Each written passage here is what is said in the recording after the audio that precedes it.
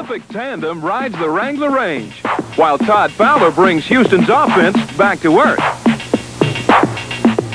Tampa Bay punches its way into the playoffs, and a secret club in Houston is turning the record books on their ear. Think you've seen everything at a football game? Welcome to the USFL.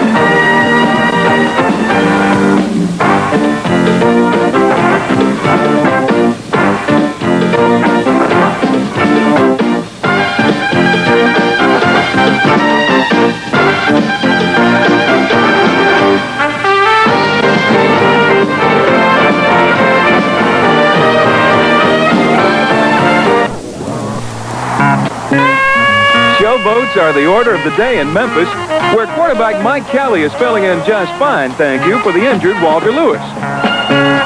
Against New Orleans, Kelly locates tight end Gary Shirk, who dutifully puts the boats on top, 7-3.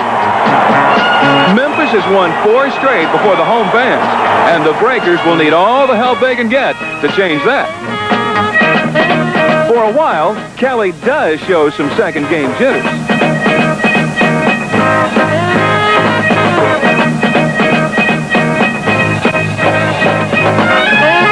But the Breakers' 3 first-half thefts fail to produce any points. And while Memphis coach Pepper Rogers settles Kelly down, it's the Breakers who commit a major mistake. One that plays directly into the hands of rookie Duran Major.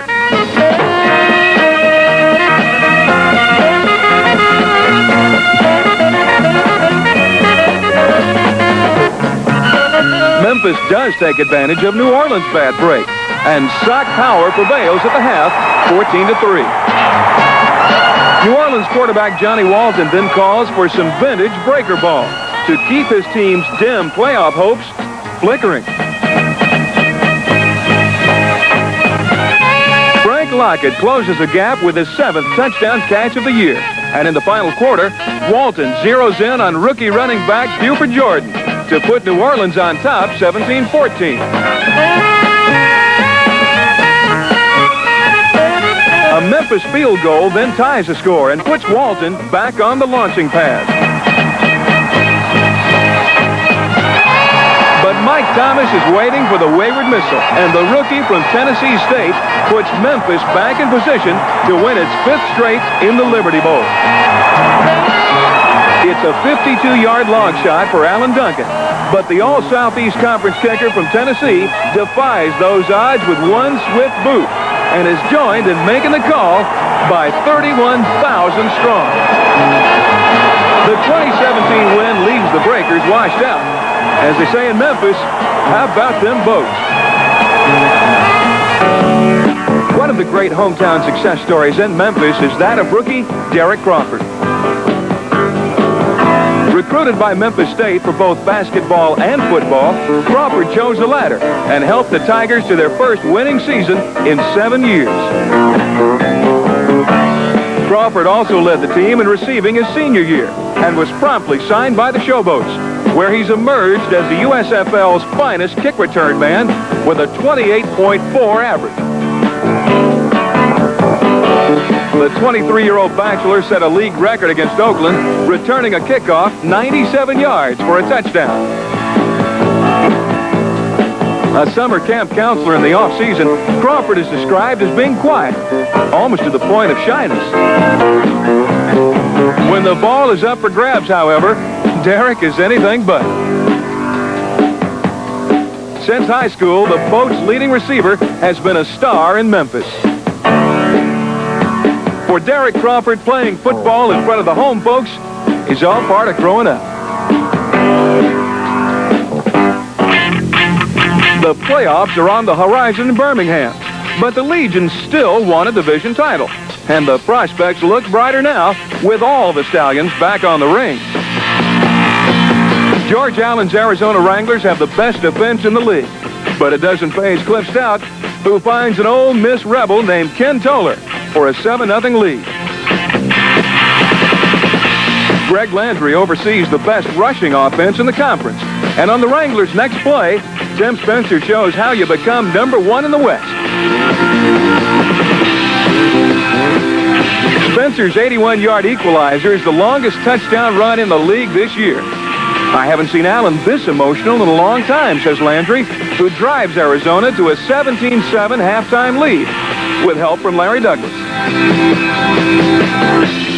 The Wranglers take on a whole new perspective when they hold on to the football long enough to score.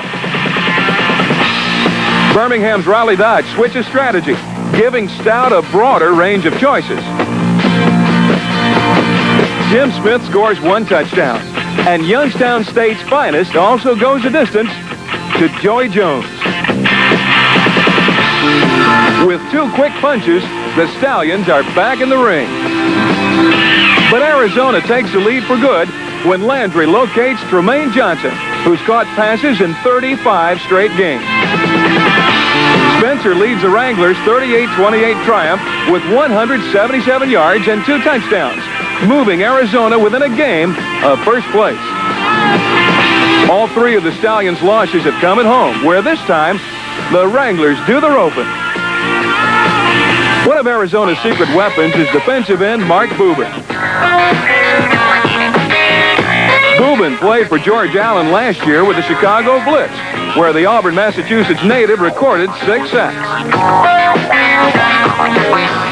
When the Blitz moved to Arizona and became the Wranglers, Boobin went to Pittsburgh in the expansion draft.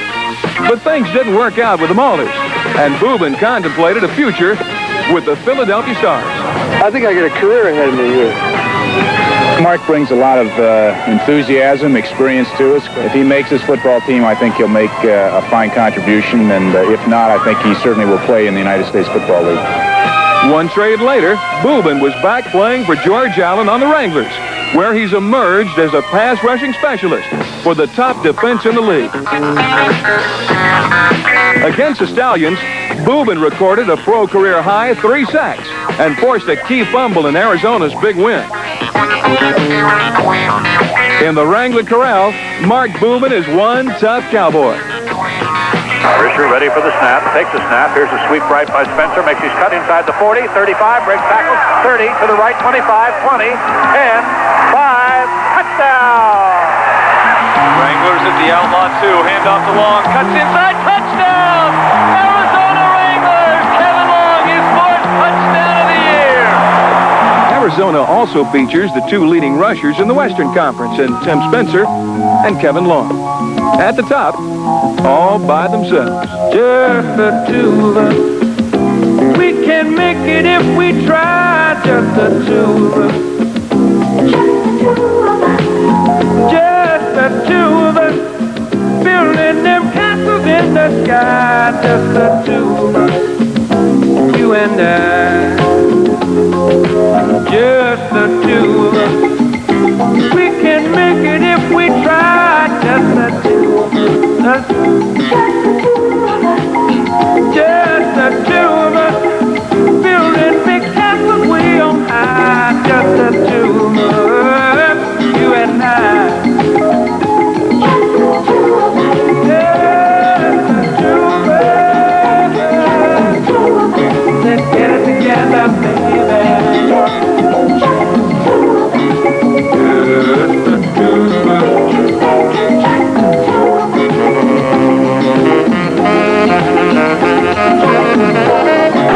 Oakland and Jacksonville, 2 teams heading in opposite directions. The Invaders have won 5 straight and are looking for more. Number 6. Despite 4 straight losses, Jacksonville's jumping. But for Oakland's Fred Bassana, it's an historic day indeed. The former semi-pro quarterback who was benched when the Invaders lost their first 9 games this year completes his first 17 passes against Jacksonville.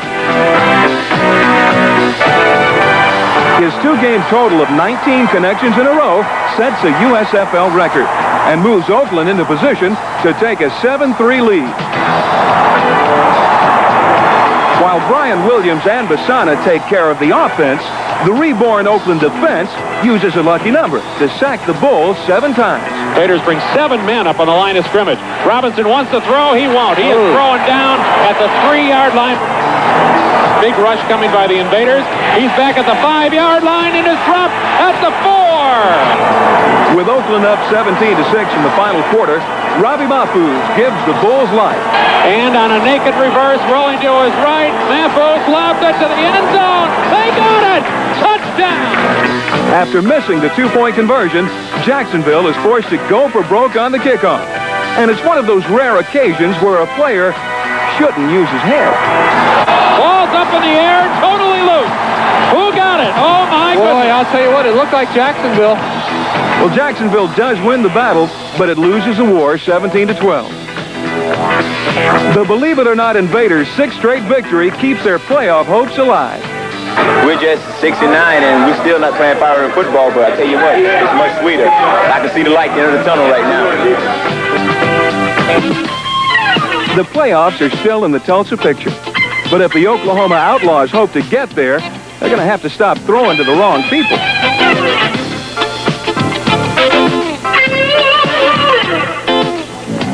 The Chicago Blitz gets another strong effort from Larry Canada and records the first shutout in its history.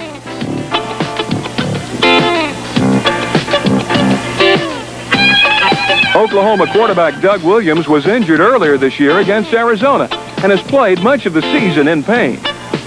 Now, Williams is out for the year, and after jumping out to a 6-2 record, the Outlaws have lost 7 straight. There's no place to hide for the New Jersey Generals, as the peaking Tampa Bay Bandits temporarily blocked their path to the playoffs, rather decisively. Tampa Bay clinches a playoff spot with the victory, but the celebration is dampened when all-league receiver Eric Trevelyan fractures his leg. But injuries are alien to E.T., and he re-enters the game long enough to extend his 33-game pass-catching streak. It was Eric's last catch of the year, however, and he'll be sorely missed by the Bandits. When E.T. went down, journeyman Larry Brodsky answered the call. Brodsky was one of Jim Kelly's favorite targets at the University of Miami, where he was honorably mentioned on the All-American squad. When Bobby Scott led the New Jersey Generals last year, the 24-year-old Brodsky was his primary receiver early in the season. Signed as a free agent by Tampa Bay, Brodsky terrorized his old team last week, leading all Bandit receivers with 6 catches for 84 yards. Now cast in a starting role, Brodsky's hoping the good times continue when the playoffs roll around. In the Western Conference, every game from here on out is certain to eliminate somebody from the wacky 4-team playoff scramble.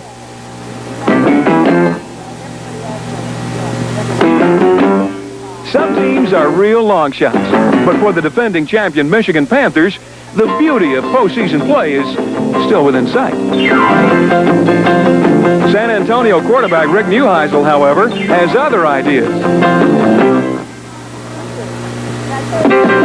Jerry Gordon lifts the Gunslingers to a 10-0 third-quarter lead. And while the Alamo rocks, Michigan reels as star quarterback Bobby Hebert is knocked out with an injury.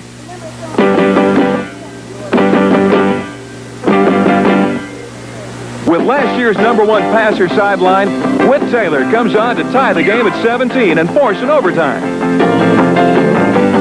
But the Gunslingers are shot down in the extra period as Oliver Davis gives the Panthers a 23-17 heart-stopping win. While the Slingers come close, it's Michigan who moves closer to the playoffs. In Washington, parting is such sweet sorrow. I just come to pay my last respects, while they're here. The steamrolling LA Express is in a less somber mood, but they're sobered up quickly when Fed quarterback Mike Hohensee finds the irrepressible Joey Walters for a 14-7 lead. But Steve Young knows what he likes. And LA's sensational rookie quarterback has a habit of getting it. Washington's hopes are dashed by an expressly efficient defense and a rookie running back named Kevin Mack, who trucks to a club record 71-yard touchdown run.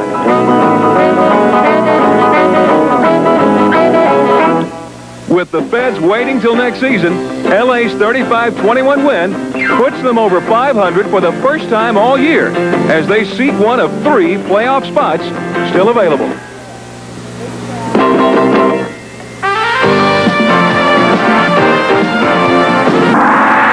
In Philadelphia, the Stars have shined all year, but Mike Rozier's Pittsburgh Maulers answer the call against the league's top team, and in the early going, the Pittsburgh defense puts Philly's Chuck Fusina on hold.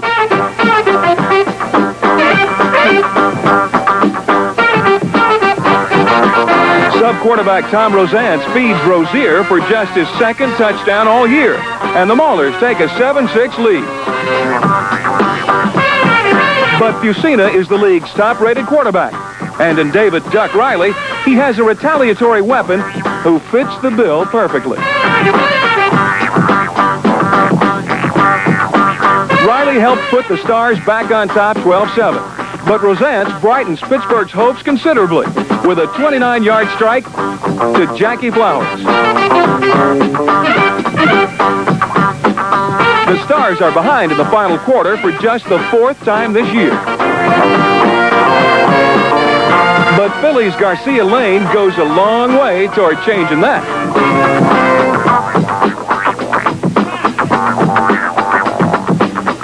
Lane's 49-yard punt return is a team record and sets up Fusina's 29th touchdown pass of the season, this one to Willie Collier.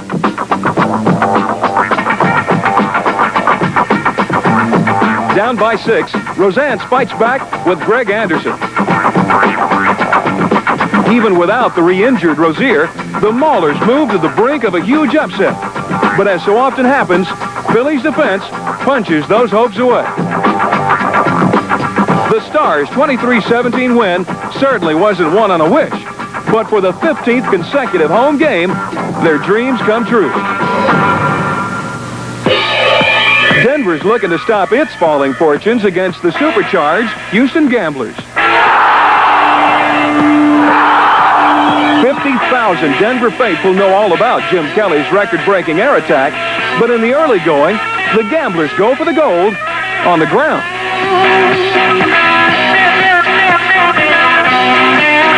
Rookie Todd Fowler scrambles Denver's defensive plans and gives Houston a 10-0 first-quarter lead. Craig Penrose, the first of 5 Denver passers to see action, quickly counters. Harry Sidney's 28-yard score brings the goal to within 3, 10-7, and Denver's record crowd gives him a mile-high hand. When Denver adjusts, Kelly simply resorts to his specialty and finds Ricky Sanders. But the main man this day is Fowler, who establishes a league record with 208 yards rushing, breaking the mark held by teammate Sam Harrell. All Kelly does is tie the American Pro record with his 36th touchdown pass, and Denver loses its 6th game in its last 7, 36-20. At 10-5, the playoffs are assured for Kelly's heroes.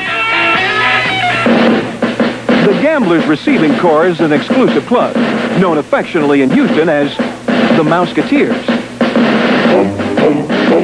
The leader of this club is offensive coordinator Darryl Mouse Davis, whose lifelong nickname has served to identify these fast, elusive, record-shattering receivers, the Mouseketeers. All right, now it's big time. Let's get a pick, baby. Who's the leader of the club that's made for you and me?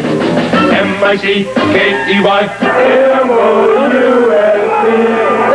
Mr. Mouse. Mickey Mouse. Mickey Mouse. Forever let us hold our banner high. High, high, high. Come along and sing a song and join the jamboree. M-I-C-K-E-Y-M-O-U-S-E. Here comes Mickey Mouse. We play fair and we work hard and we're in harmony. M-I-C. See you today. K-E-Y. Why? Because we're going to beat them. M-O-U-S-E. Mickey Mouse. Mickey Mouse. Mickey Mouse. Mickey Mouse.